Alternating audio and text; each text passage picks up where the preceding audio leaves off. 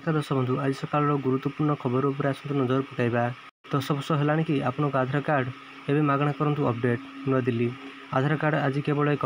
परिचय पत्र नुहे यह देश में सबुठ अधिक व्यवहृत डॉक्यूमेंट पालुची यह योजना सरकारी और बेसरकारी समेत अनेक गुरुत्वपूर्ण काम व्यवहार कराए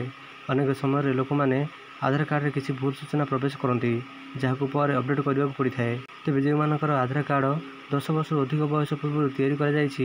या लोक मान मन में प्रश्न आसे जे केबे एवं किपरि आधार कार्ड अपडेट करेंगे एथिपाई आम आपन को कही रखुचु जे UIDAI द्वारा समय समय निर्देशावली जारी कराए जदि आपणकर आधार पुराणा हो जाए आपड़ यह अपडेट करने को चाहती तेबे यह आपण सुजोग जो मागणार आपणकर आधार अपडेट करेंगे मागणार आधार अपडेट केते दिन पर्यंत कर भारतीय स्वतंत्र परिचय प्राधिकरण बा UIDAI आधार कार्ड अपडेट करने मागणा सुविधा प्रदान करुछि। यही ऑफर जून 14, 2026 पर्यंत वैध यही तारीख पर्यंत आपण माई आधार पोर्टाल जाई सेठारे आपण परिचय और ठिकाना अपडेट करेंगे जहाँपाई कौन शुल्क देवाक पड़ो ना तथापि यह सुविधा केवल ऑनलाइन उपलब्ध जदि आप आधार सेवा केंद्र को जाई परिवर्तन करने को चाहती तेज आपन को 50 टंका फी देवाक पड़ो